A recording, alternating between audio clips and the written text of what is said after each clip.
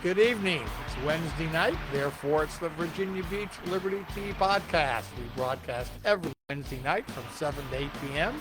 and you can view us on your Facebook page. If your comments and questions are encouraged, you can put them right in that little block there. And about halfway through the show, our producer will bring those forward and we'll talk about them. I'm your host, John Moss. This podcast is sponsored by the Tidewater Liberty Partners and the Virginia Beach Tea Party. And we're broadcasting from the home of the producer, Robert K. Dean, who's almost totally recovered, in some people's judgment. But anyway, but I have a few announcements to make. Coming up on June the 2nd, that's 2024, from 3 to 6 p.m. is one of our sponsors has their annual garden tea party. And their guest speaker is Ann Craft Titus, and the cost is $25, $30 at the door. It's being held at the historic home of Dan and Paula Chang at, my glasses will permit me, almost would permit me, 1437, I just lost it there. I'll come back to it in a little bit when I can find it there. But you can go to either Eventbrite or to the Facebook for the Virginia Beach Tea Party, or on their website as well, and secure tickets. There are two prizes. Raffles are having. One is a conventional, historic, colonial Revolutionary War flag, the Betsy Ross kind of flag that was been crocheted. It's really nice. And then there's also a classic plate with tea party cups around it, and those are raffles at the door. You don't have to be present to win. So it's a grand event. It's always a lot of fun, and there's also a hat contest. So it's very much like very English in that regard. They're always big on hats, so you'll be glad to hear that. And then in the coming, also, I want to remind people that early voting has started. You can only vote at Building 14 on Princess Anne Road, right past the fire station there on the right. If you're handicapped or 65 or older, you can vote from your car. And then, of course, the actual voting day is on Tuesday, June 18th. And there are two Saturday voting days at the remote location. That's on June the 8th and June the 15th from 9 to 5. Otherwise, it's at the building from 8 to 5. But on the June the 8th, that's Saturday, and June the 15th, you can vote as well on a Saturday from 9 to 5. And that's important. And also, we have an upcoming June 1st will be the Tidewater Liberty Partners Breakfast. And there's going to be a special guest there who's the legal counsel representing all the folks who have had a Camp Lejeune incident relative to their contaminated water. And he's going to be providing a complimentary breakfast to everyone who attends. And the producer is also a trained voter register person. And he'll be doing, you can pick up your application. You can register to fill that out and register to vote on that Saturday morning if you haven't yet registered. But in Virginia, we do have same-day registration in Virginia Beach. So you can actually register on the 18th of June and still vote on the 18th of June. So that's just, we have plenty of time and plenty of occasions to vote. No excuse for not voting, so we encourage you to do that. And I also want to give a special thanks that we're not broadcasting from Senator Bill DeSteff's office while Robert's recovering. I do want to acknowledge that he does provide our permanent place to locate, and we really appreciate him. And all of you who heard Senator Bill DeSteff on the Mike and Kerry show had a real treat today, and we appreciate him speaking on the veto session and all the things the veto bills that were vetoed by the governor. But right now we have the pleasure. Now, Ron Axel is the field agent or field director for Concerned Veterans of America here in Tidewater, Hampton Road, 757, Coastal Virginia. I think I got all the names in there that we go by. And he's going to tell you a little bit about their organization over the next 10 to 15 minutes. And so if you're a veteran out there and have questions, please do put them in early, and we'll make sure we get them mentioned or the comments put out over the air before Ron leaves. So, Ron, over to you. All right, thanks. My title is the Grassroots Engagement Director. That's what they call it here. I like field director. They went through many names over the years. Again, we're talking about Concerned Veterans for America. And we like to say that the most important word in our name is for. We're veterans, we're concerned, and we're concerned for this country. We're trying to get this country back on track, and our focus is mostly on veteran issues. Um, but we have other issues that we work with too. Last month, we commemorated the 10th anniversary of the Phoenix debacle. What happened at the Phoenix VA 10 years ago, it came out April 10th, 10 years ago, and they were, veterans were going in to see the VA. They were trying to go in and get appointments. And what would happen is that they would go in and their name would get in the computer, and their wait time would be, 2-3 weeks, maybe a week, somewhat less than 30 days. However, they were actually being put on a paper list in the back office where their wait time was 6 months or more, sometimes 8 months, sometimes a year. At that time, there were actually veterans dying that were on the list. And it was exposed, and they put the director of the Phoenix VA on leave, full paid leave for 9 months while they investigated this. And so what happened after that is we pushed the Mission Act through, which I believe was passed in 2018, which allowed veterans to get health care outside the VA system. There were certain restrictions, I shouldn't say restrictions, conditions, I guess you could say, that veterans could get health care outside the VA system. Things like wait times, distance from the nearest facility, things like that. And initially when it was put through, there was no funding. Famous Congress, right? We got that fixed, and it was working well for a while. Up until, I think it started around COVID, is my understanding, that veterans would go in to the VA, they would talk to their doctor at the VA, and they would get appointments to see an outside doctor. Whether it was too long to see a doctor in the VA or as a specialist, for whatever reason, they would get an appointment from the doctor to see an outside specialist or an outside doctor. The VA itself would cancel those appointments. The veteran would go to that doctor thinking he had an appointment, and they'd say, "I don't have an appointment." The VA is actively trying to undermine the Mission Act. They're passing legislation to just nullify it completely. So we're going through this again. It's 10 years, almost 8 years, and we're going through this again, trying to get that fixed.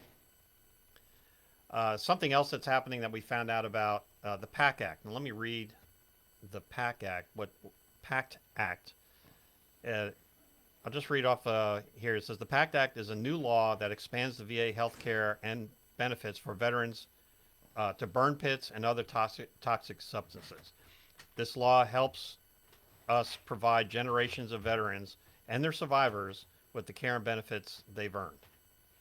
So you would think that would be going to veterans and their families to help them that were victims of these burn pits. Yeah, you'd think they would be reaching out to them because they know where people served. Well, we found out $11 million out of that act is going to bonuses for the veterans of the VA. Upper echelon, they're all getting bonuses, and that's where it's coming from the PACT Act. What I read has nothing to do with bonuses.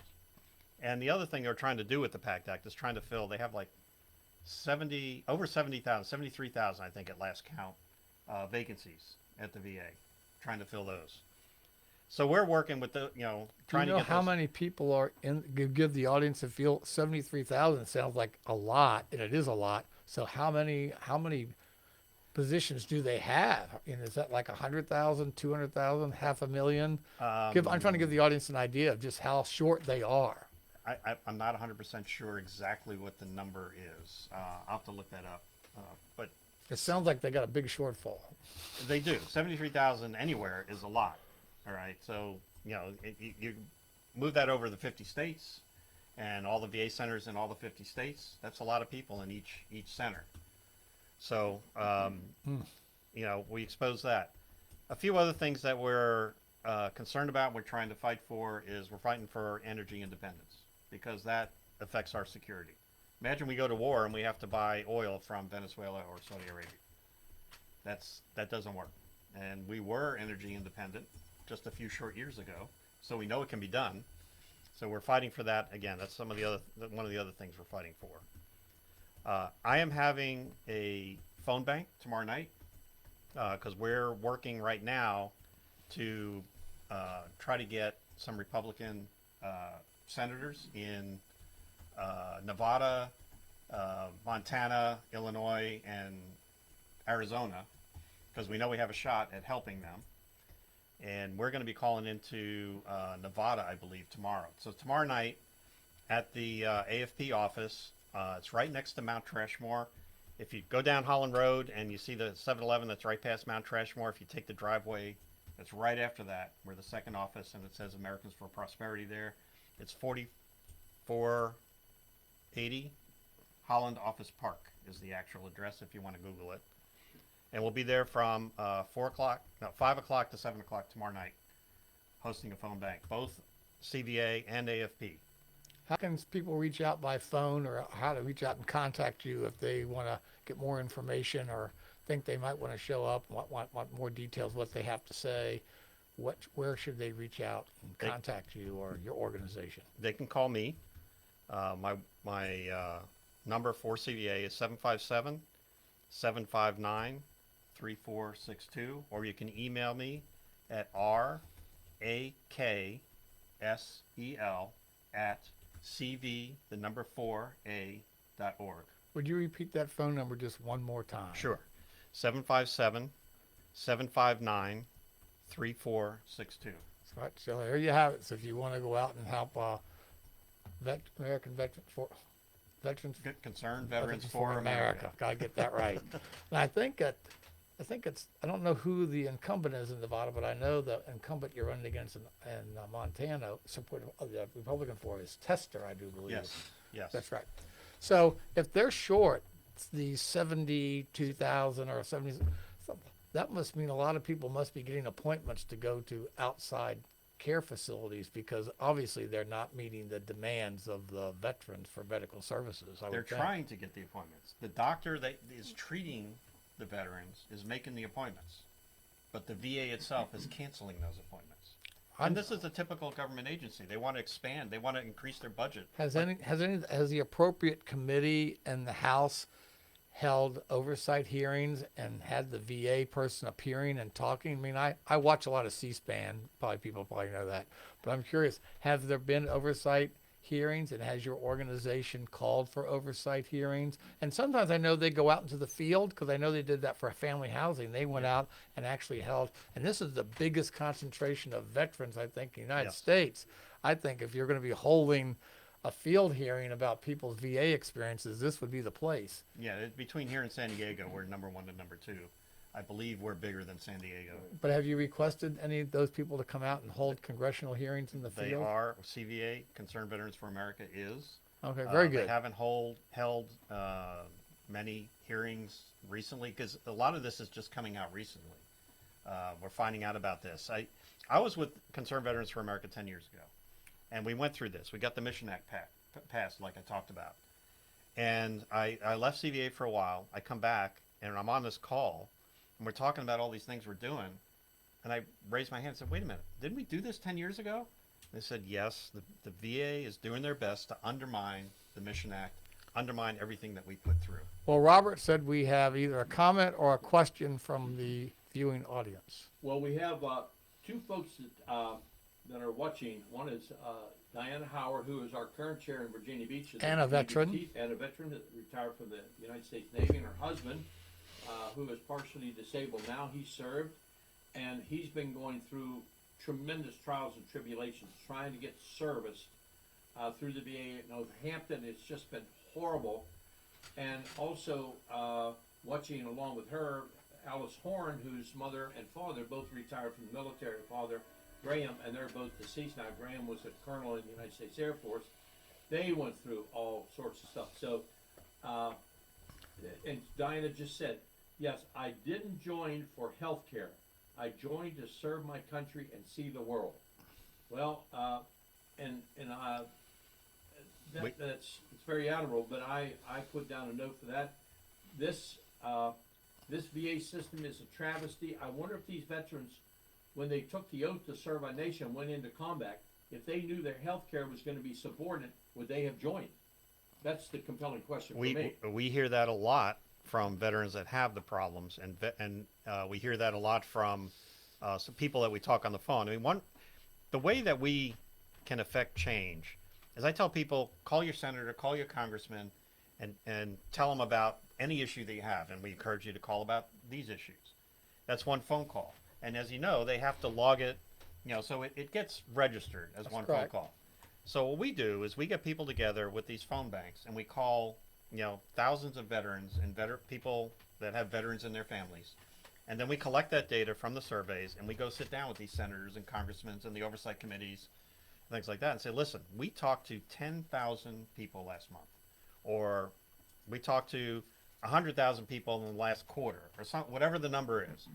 When you start bringing those numbers up and you tell them you're talking to thousands of people, thousands of veterans, they listen. And we have a lot of allies. When Senator Biggs, we had at the commemoration of the anniversary of the Phoenix debacle, he came out and spoke at our event that we had, and we had it right out in front of the Capitol.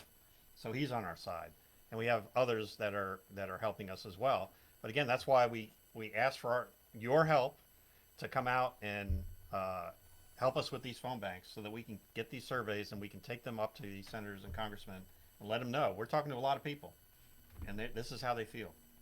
But as you noted, there's always a gap between the law and the policy adopted and the execution in the field. Yep.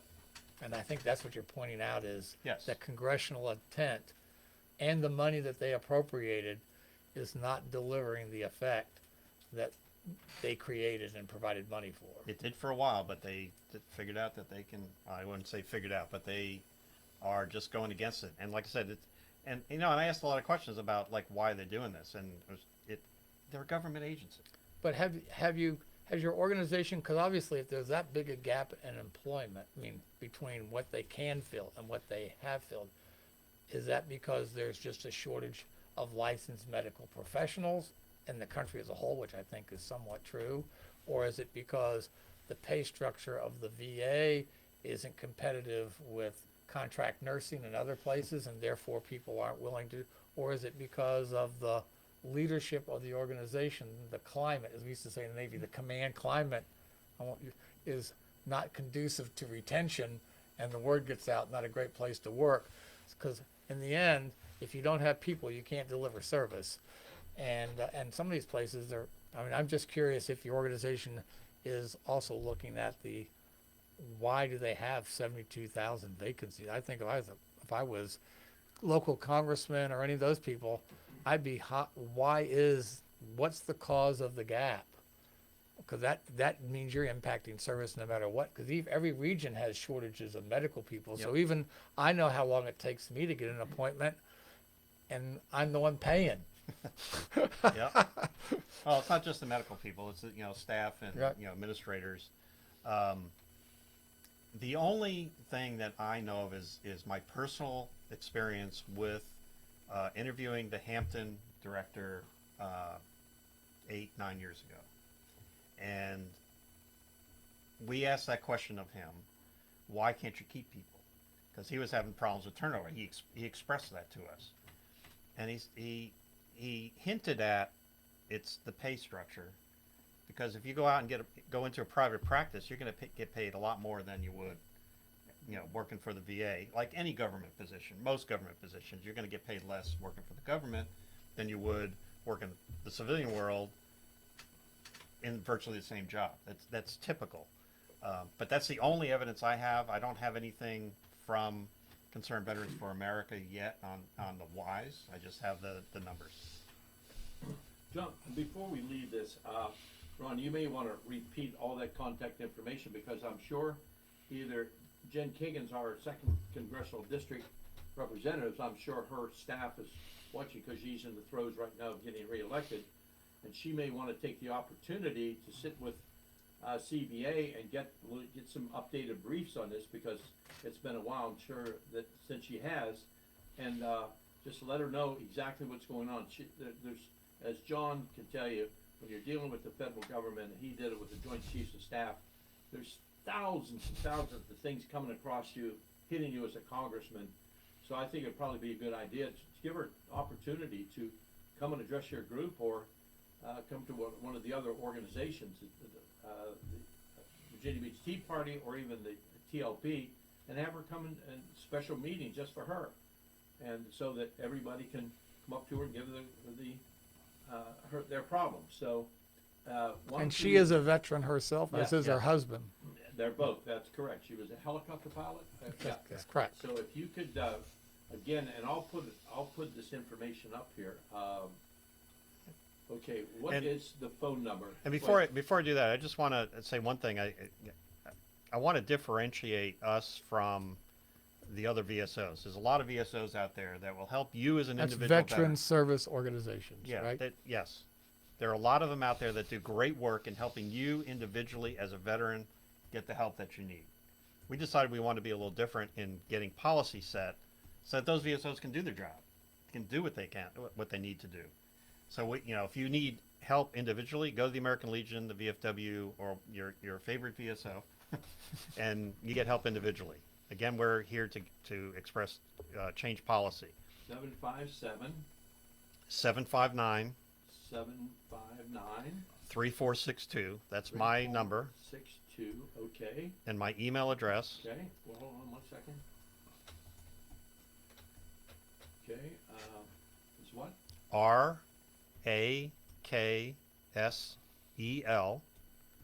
And people switch the S and the K a lot. RAKSEL. Yes. It's my last name, Axel. S-E-L. Yeah. At CV, the number 4A. CV and the number 4. .org. The letter at CV4A. .org. Okay. And that'll get to me directly. And if I can't help you personally, I'll get you in touch with anybody that can. Well, I know all the veterans out there appreciate the advocacy on policy, because that's where it starts. Yes. Because then that establishes what people, I don't like to use what it is government's obligation is to the veteran. I don't like that word entitlement when it comes Promise. to veterans. I like the word obligation. The government has an obligation that they've made, a covenant that they've made. A promise. They made a promise to the veterans that they would do this. Yep. That's the way we like to look at it. They promised us we were going to do this, and they're not.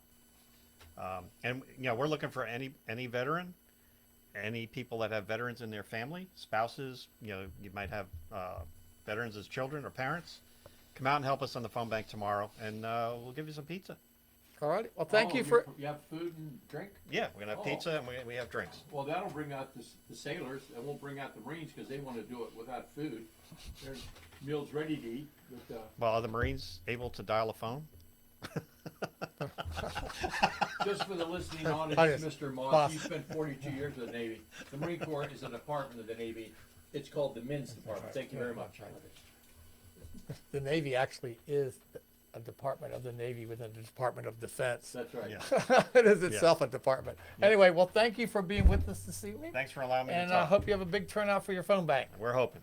Well, we're going to move on to some other topics, but I do want to remind people that the election that's up, the primary, is both a GOP Senate primary and a Democratic congressional primary. So when you go to the registrar or on election day, you will be asked, do you want a Democratic ballot or Republican ballot? And no, you can't have one of each.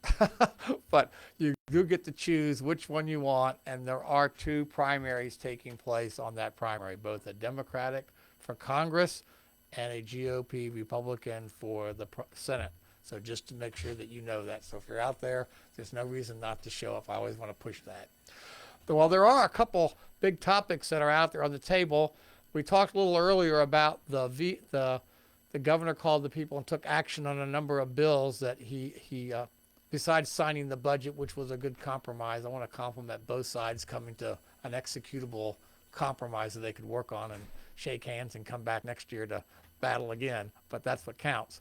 But the one bill that was up there was the charter amendment that was passed, the resolution that was passed by the city council back in November, was passed by both the House and the Senate House of Delegates and the Senate and General Assembly, went to the governor.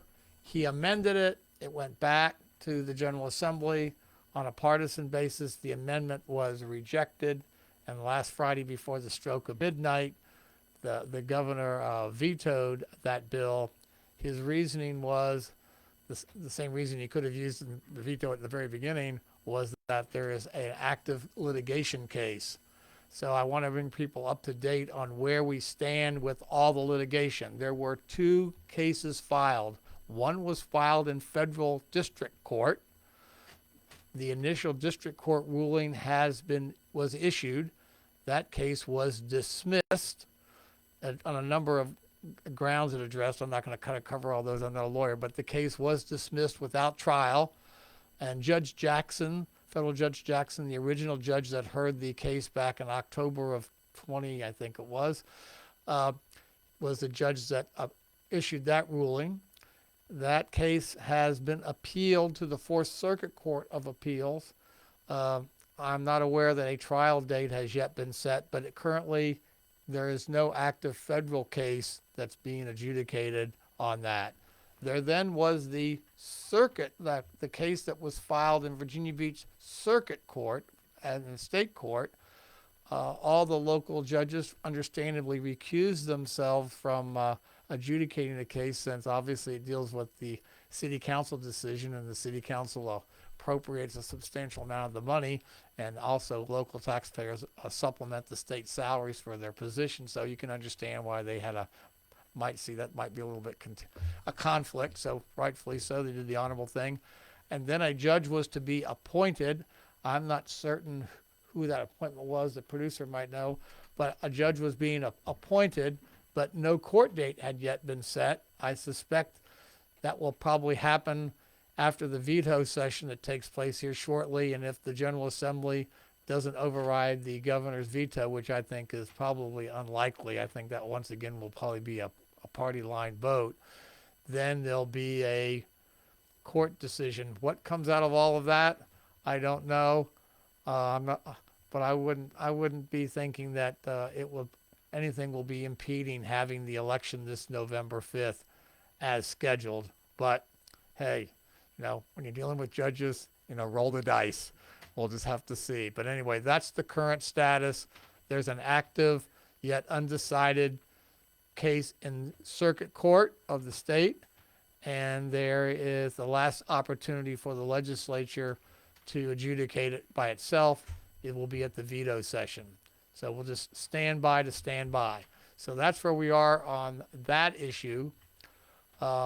Last Tuesday, was just yesterday, in the informal session, there was an additional discussion on possibly an advisory referendum on collective bargaining.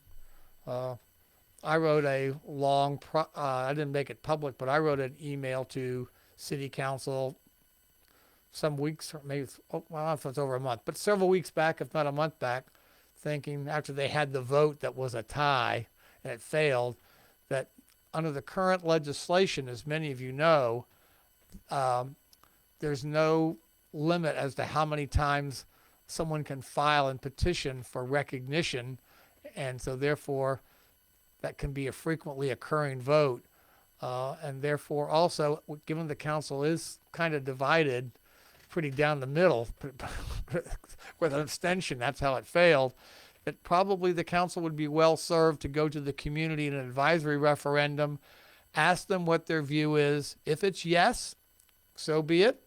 If it's no, then the council can very easily reference that decision of the public and quickly adjudicate when future filings are filed.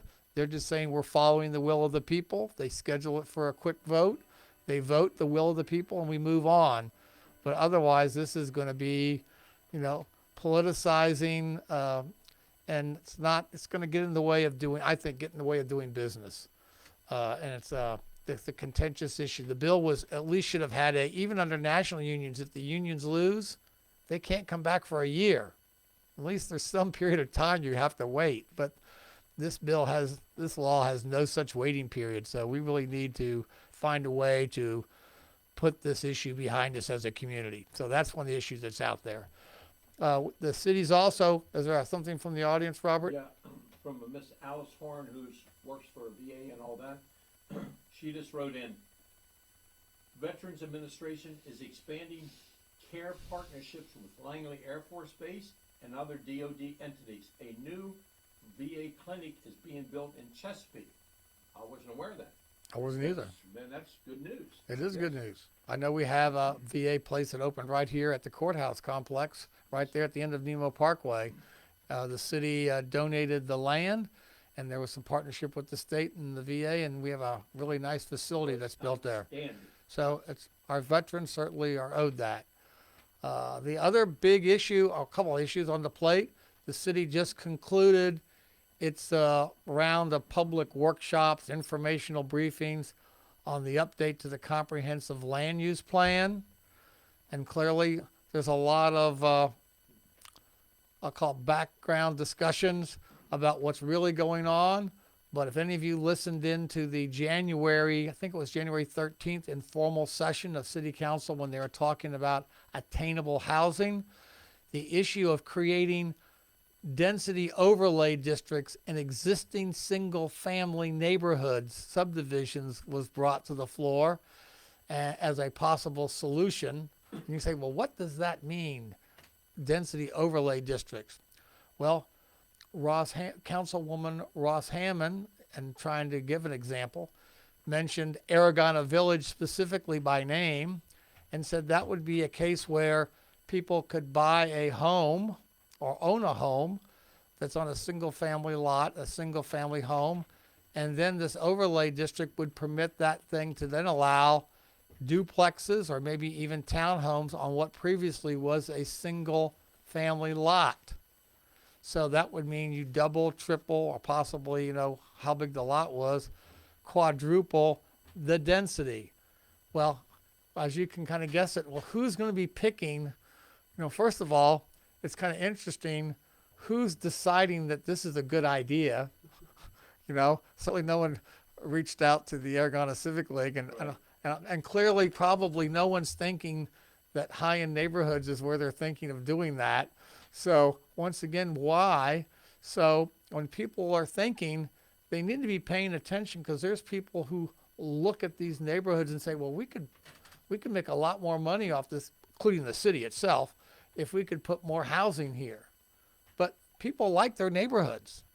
And, and I know a candidate who was running for office, and he might come here at a later date and talk about his conversation with a builder who asked him what his thoughts were about these overlay density districts. And he mentioned like a neighborhood like Aragona or Plaza. You named the neighborhood that's out there.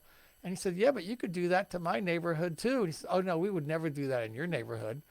And he said, well, that's not fair to do it to anyone's neighborhood. So people need to be, when you hear people talking about attainable housing and redevelopment, you need to ask them, what do they mean? They could mean changing your neighborhood from a single family subdivision to something you didn't plan on.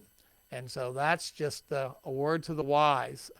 There's still comment for public comment. You can still send direct. But if you're out there at the Civic League or whatever, I think of older neighborhoods, County View Trailer Park, Pocahontas Village. I can start to walk through acres. You could think of older neighborhoods where often the land is more valuable per the city than the house. These are the places they're looking at. And the real issue is, why can't they be redeveloped at their current density? And you've seen some of that throughout the city. And there are parts of the city where people could take a lot and it was already allowed duplexes or allowed 2 dwelling units. North Beach is a good example. Those old cottages came down and the 3,000 square foot shoe boxes went up. And that was a by right zoning right to do. And no one wants to take away people's by right use of their property. But there's no by right use to put duplexes and townhomes in our single family neighborhoods that have been mentioned. So be sure if you're out there, ask your candidates that are running, ask our folks what their position is and what do they know about these overlay districts, because it's not in your best interest that they're being discussed. So that's an issue that's out there on the plate you want to be paying attention to. Another issue that's out there that we've become aware of, we're going to get a guest speaker, Robert and I, to come and talk about, is what's happening with HVAC standards. As of January 1st of 2025, you will no longer be able to purchase an R410 heat pump, air conditioner, anything. You'll be able to get them serviced, but you won't be able to get a new one. And the new units use a new flammable refrigerant, and they also require much bigger ducting to work. So if you have to replace your R410 unit, you will have to get new ducting as well. And if you have the misfortune, like I do, to have one of my 2 units be an R600 unit, that can't even be worked on today. You can't replace the refrigerant. The refrigerant isn't even being manufactured, and so you're stuck getting that replaced. So if you have an old one, you might want to just think about, do you want to do it before January 1st or after? But be aware that there is a change in the EPA regulations about what can happen. So just word to the wise, we're going to get some HVAC people to come on and talk to us, and we're going to also get some people to come on and talk about what's happening with insurance. And I've heard stories of people that for the first time ever, someone came out from the insurance company and actually did a physical inspection of the property and gave them a list of things they needed to correct to get their insurance renewed. And I've known people that had to get a new roof to get their insurance renewed. And then, of course, people that just had their insurance dropped and they had to go find other insurance. So there's a lot happening on the insurance front, and also the percentage increase in those insurance are quite substantial.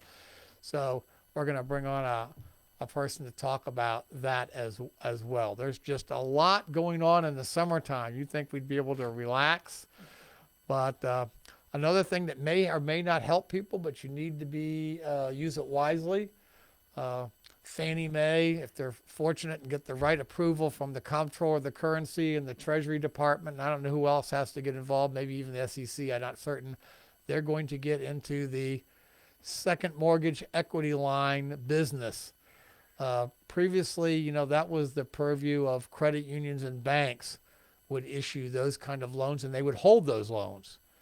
But in the current climate and risk, and banks trying to reduce their portfolio, getting an equity loan from a bank is not an easy thing, and all of them have been drawing down their exposure.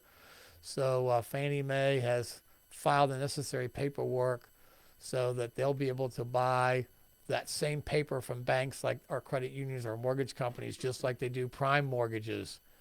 So that is an attempt to give people greater access to credit. So I just want to make sure that's probably in the near future, not yet, but that's actually, they've got an active filing. So that's something you might want to be aware of if you're making plans.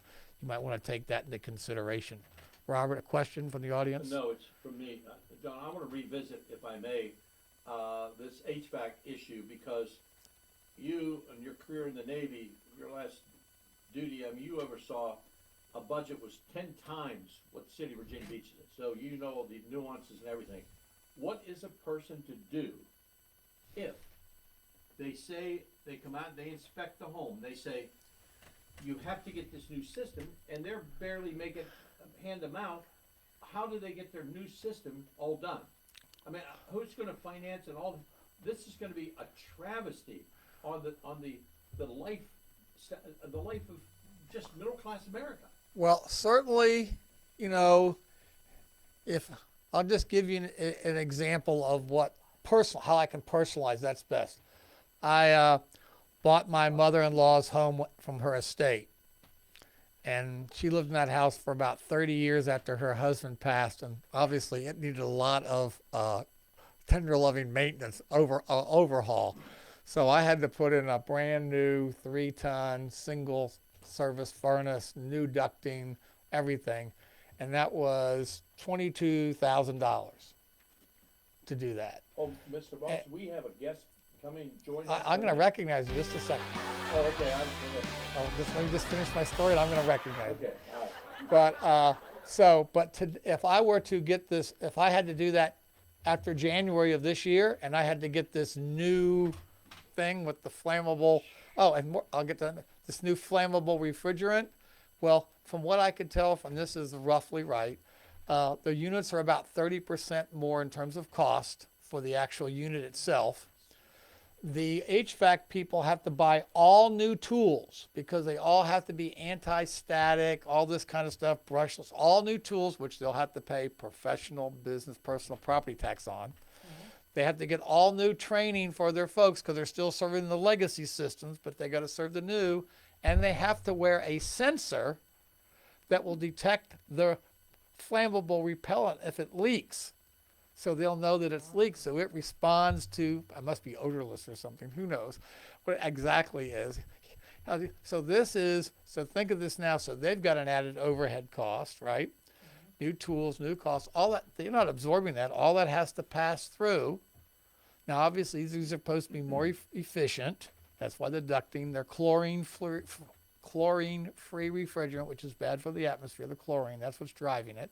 But nonetheless, it hasn't gotten that much discussion, but all the HVAC professionals know, and the people making the old R4 have stopped making them already. So they're not being they're shifting over to the new units they have to have ready to be sold. So what do people do? One, I guess that's why Fannie Mae is going to be doing second mortgages. They might get a reverse mortgage. There are programs that help indigent people make energy conservation and get grants. There are programs, but they probably might not match the demand. Hopefully everyone isn't failing on January 1st. But my only point is, why we're going to have a guy come on, is if people think they're borderline or something with one of these R600 units, like I have one of my two, nothing can happen to that. There's no substitute for that refrigerant. And then you are having to replace your unit with one of these new units. And you're talking substantially more money because your R600 unit won't be repairable if it's a refrigerant related issue. So these are serious things to think about. Even if you're buying a home, you might want to know what the units are. Rona Marsh just made a comment. HVAC standard changing requirements in January 1, 2025 can impact ductwork. That's correct. I mentioned that. I know. I just want to reiterate that. It's Can true. you imagine? But I want to let who's joined me? My good friend and chairman of the local Republican City Committee, and also an attorney. We won't go and advertise that unless you want me to. But anyway, she's been on our show often. She was on the school board, and so these are all issues that will affect commercial as we do HVAC renovations on these schools. Commercial buildings are all part of this. This is not just, if you're hotels, if you're anything, you are all being, now probably not these ground to water things, because I don't know how that works, but anything that's requiring a refrigerant that's not, like the water coming up out of the ground. Right. So this is a big expense it's not just homes, it's everything. The renovations at the Municipal Center. Well, they're already taking place. Well, even relatively recently at the administration building for school board, I think it was in November of 2022 when they shut down the admin building and started meeting at the old Callum High School. And that went on for roughly a year while they were replacing HVAC in the admin building. What I don't know, and this is what an HVAC person, when they come on our show, will be able to tell us, is if you've drawn a permit and have ordered it, but it's just not delivered. I don't know. Generally speaking, a lot of these rules have, a transition period. But one of the things that the HVAC guy who mentioned to me, and he may not be an authority, but he said there was no grace period. It's like January 1st. We don't care if you still have them in your store and haven't sold them. You can't sell them. That's crazy. I need to get confirmation, but that's what he said. He says, so we're obviously, not having a big inventory of R410 air conditioners. So is this going to be another thing like when they were trying to kill businesses during COVID and then passing out free money to help people? They'll have people stuck with all this inventory and then pass out more free money to compensate them instead of just letting them do business? I don't know. What I'm hoping is... Let them do business. What I'm Let hoping them sell their is goods. Someone will look at this, some people will do things and they say, oh my gosh, and then someone steps in and says, oh, we got to get a waiver. This doesn't make sense, because it's like It's like electricity. We don't have enough electricity to do all this stuff. Eventually, this car thing, all being electric by 2035, is going to fail because That's it right. defies reality. So you can keep saying it and saying it and saying it. When 35 gets here and there's no infrastructure to support it, it can't happen. And you go, oh, well, I guess we'll have to extend the date. So I'm hoping that common sense will prevail. Good and luck. but at the moment, if someone tells you today what they understand is they can't even sell them. They can't install them after the first of, as of 1 January, they cannot be installed. I'm not except the new banking on system. common sense. Well, Laura Hughes, of course, works for Cordell and Cordell, a divorce firm, just destroying lives. No, they're not really. But what happens now in the case of they're going through a divorce settlement and splitting the house, and this whole thing has to be done? It's another $30,000 to do this house. Is that going to have to be retrofitted before? You can just sell as is. Sell it as is, and then who gets stuck with that new bill? Whoever buys The it. buyer. The Yeah, buyer. the buyer. Yeah. Well, what I really want to do is, rather than getting too far ahead, is let the HVAC people who know all the intricacies. But I'm just telling you, and there is a new building code that's going into effect on May 28th. If it's for anything scared. that's receiving a federal grant, a federally secured loan, or any of that kind of stuff, the current administration has adopted this international energy, low carbon, Goodness. green building code that will affect. And what I've read, and may not be actual, I'm going to get some talk about that as well, it would add about $31,000 to the average house, new construction. And since most That's loans unbelievable. are bought by Fannie Mae or Freddie Mac and guaranteed, this would apply. So here, on one hand, you talk about making housing more affordable, and on the other hand, all these things are just driving up the price. And I understand, carbon neutral, but somehow sustainable families ought to be part of the sustainable environment. And someone tends to forget that, that the families have to be sustainable. And we are putting so much pricing on people caused by energy and regulations and small business, where basically people are going to, I'm sure you went to people's houses knocking door to door. I remember one home I went to, it was an elderly couple. And I remember that they invited me in. And I'm always loath to go into people's houses, Sure. I'm sure. But I went in and I noticed they had this plastic. They were in the kitchen. And she says, oh, we haven't been able to afford to replace our central heating and air conditioning system. So when we're in the kitchen, we heat this kitchen, and then we have this portable heat, and then we move it to our bedroom, and we just really don't heat the rest. So they just had the rooms separated by plastic? So it stay in there. That's crazy. And she said, because that's what we really do. And she says, in the summertime, we just leave our windows open, and use fans. She says, but the winter, we just can't afford to replace ours. And I did pass their name on then Andy Freeman shop, what they could do to help her. But there are people making choices, and one of those choices will be not the fix. Yeah, but isn't President Biden going to help with all the loan forgivenesses that's going on? I- Yeah, we're going to have mortgage forgiveness next. I'm trying to be, Why not? I'm just going to try to be nonpartisan I'm on gonna our get in on show. that one. No. Well, as a host, I'm going to try to be. It's my tax dollars is going to forgive loans. You can put a comment in. But you are right. All these things, all these policies that are adding cost, whether it's business or homes, for the environment. And I'm going to put. But at some point, the cumulative impact make the family an endangered species, an endangered entity, because they cannot make it, and then all that gets compounded across food, because energy's everywhere.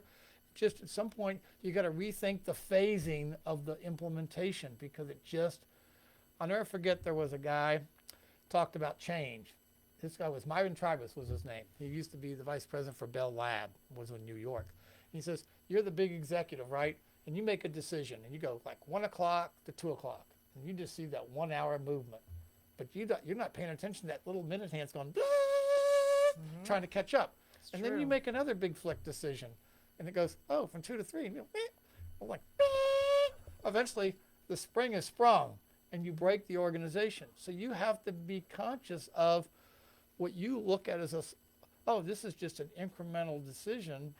but you don't look They're at what people cumulative. have to do to catch up, and That's they're right. way back, and you break it, and you didn't even realize because you weren't paying attention to people at the bottom trying to tell you, hey, we can't absorb this fast a pace of change. And I think that is what people are eager beaver, but we're hurt, we're killing jobs, we're killing families in true. terms of their financial ability to survive, and we just got to back off some of these things and pick out what really makes a big difference versus what makes us like we're doing something when all we're really doing is we're doing more harm than good. Right. Well, and there are people who just plain don't want to work, but there are also other people who can't work any more than they are. I mean, some people work in 2 and 3 jobs and still can't make ends meet. Or you have people in their 80s and 90s taking space heaters from room to room. I mean, they're stuck. Yeah, well, the record number of people are working 2 full-time jobs. Like Robert. Yeah, me. That's a good example. Well, your point's well taken, and how it relates to local government and to even schools funding. As more people find themselves, their incomes, and you move that, you're going to have more and more people qualifying for not paying any property tax because the income growth is really slow and relative. And then to they'll that. have to raise it more on the people who can pay, and then you'll have a whole nother group who can't pay, Amen. and then everything just completely collapses. Because if you And don't I'm push, sorry to say, but I think that's the plan. well, if you don't push the cost of government to the left when you grant a benefit like that, all you're doing is you're just reallocating the cost, because it's like inviting someone to a party, but you're going to send them the bill for the present you bought. Right. So that's what's and people. I think people are getting wise to the fact that when people says I'm going to give this benefit, yeah, but now I'm raising taxes on that single family mother who has the same income as the senior citizen who has the same income. When the common enemy is not each other, it's the rising cost of government is what both of them need to come down. So neither one of them have to pay more. Exactly. And that is, but just. Oh, I'll give you something. Oh, and I pass the bill over here, and then all of a sudden now they need something, and you start running out of people to pass the bill to because they're broke. And it's true. And you pit people against each other, and nobody wants to help anyone. People lose compassion for each other. I saw, and I don't like really getting my wisdom from memes, but I saw this really great meme that was showing this king and his advisor up on a balcony, and all the villagers were standing down there. You know, they were addressing the villagers. And you had people with torches and people with pitchforks. And the king said, how are we going to manage these people? And the advisor said, we don't have to. We just have to tell the people with the pitchforks that the people with the torches want to take their pitchforks. And they'll fight each other, and we can do whatever we want. And it seems like that's what's going on now. True, that's a good point. Well, I think that the common cause we all have, I like your point about, I think I said the other day, is no society, culture ever, whether it's the Romans, you can pick any place you want to go, is ever going to be stronger than the fundamental family unit of that culture. That's right. You can't survive. And when you let that get weakened and people can't see where there's aspiration and hope is just, like they become the serfs of the Middle Ages, and you suck that out, then you can't recover from that. Once you lose that edge, it's hard to get back. It's like trust, right? I trust you. Oh, Not now I don't trust you. It's going to take you a long time before I trust you. That's well, right. you push so far. Like great school system starts to slide. Now more people are saying, not so great. I was just at a Civic League meeting the other night. I won't say the neighborhood and this person, I said, oh, my son went to that school. Both my boys went there. He says, yeah, my boy went there for 1 year. I said, just 1 year? He says, yeah, almost everybody where I live either homeschools or sends their kids to name the private school of your choice. I said, really? He says, yeah, because they weren't learning much. And I could tell it. And I told the friend, I said, you really need to tell a school board member about that. I said, because that's customer feedback. I'm not saying his feedback was right. I'm not passing judgment on it, but it was interesting that was the feedback. And I know our enrollment has fallen, but I'd also know that if it wasn't for live births, our population would have declined more than it did. So obviously there's some youth population that has grown, but I know all the private schools have waiting lists, and homeschooling's jumped up. So you have to ask yourself, and I know a school board member, I mentioned her by name because she ran on this, Carolyn Weems. She said more often than not on the campaign trail that her granddaughter was not getting the same quality education that her children received That's in the right. beach school system. Well, that's a sad statement. My daughters are 13 years apart. I noticed a big difference in one and the other, what was going on in the schools. So I'm not saying that's good, but I'm not pointing any blame, but it points to the fact is when you see these, you got to think, wait a minute, we got to be focusing more attention on fixing that. And that's probably more important than subsidizing festivals. It is. Well, and even my older daughter, so my older one was class of 2005. My younger one was class of 2018. So just to give you some context for time frame. But even my older one, I've listed like a bunch of books that I've really enjoyed reading when I was in school. And I said, are y'all reading any of these? And her response to me was, there's no time, it's not on the SOL. That has been a huge problem. I can only assume, given the benefit of the doubt, that these were initially implemented to make sure everybody was hitting certain benchmarks, but they have become the bane of education. Teachers are so hammered with them. It's astounding to me that a teacher can work with students who have all different needs all year long, try to meet them where they are, and this one learns this way, and this one learns this way, and this one's having a problem at home, and this, all this, and they I work know with my all wife's that. a teacher, so I've heard all Right. these stories. But at the end of the year, the only thing they care about is how many students pass the SOL. Bingo. It doesn't matter if a student progressed from here to here. If they didn't pass the SOL, it just doesn't seem to matter.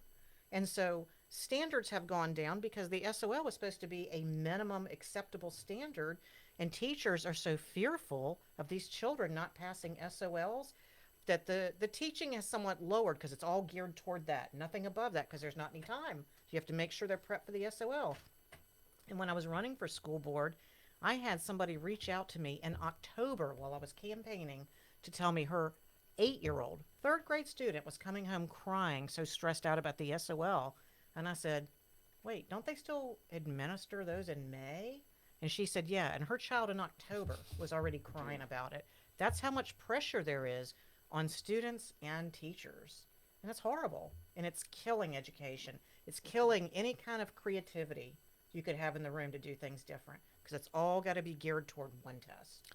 Well, what I'm going to be interesting to see, and we ought to have someone, Robert, or you might know someone, Laura, you'd be great to be the host that show if it happens because of your school board background.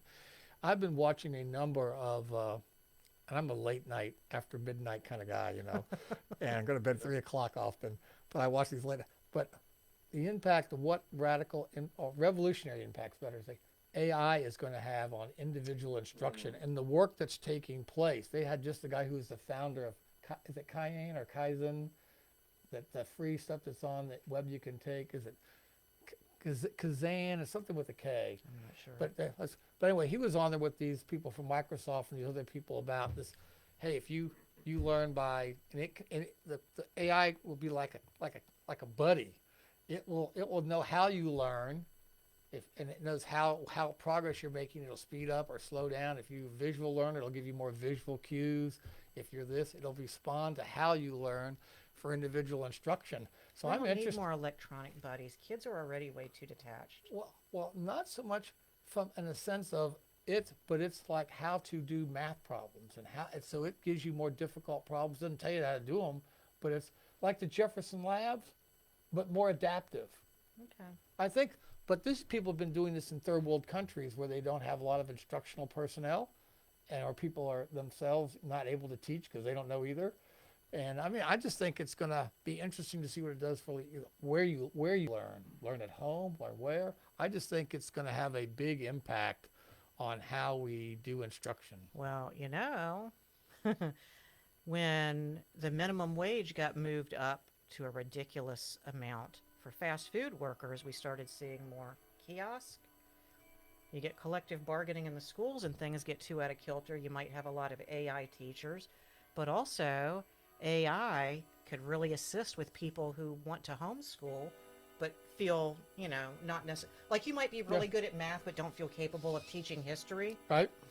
AI could help fill in those gaps for parents who want to homeschool. I think we're at our appointed hour. Well, it's 8 o'clock. This has been, we're going to have to get Laura back, and we're going to have to talk about the future of education. But remember, next Wednesday night, the most informative local talk show in Virginia Beach is the Virginia Beach Liberty Podcast. Every Wednesday night, 7 to 8 p.m., where we have outstanding guests on issues that are important to you. So thank you for watching, and thank you for your comments and questions.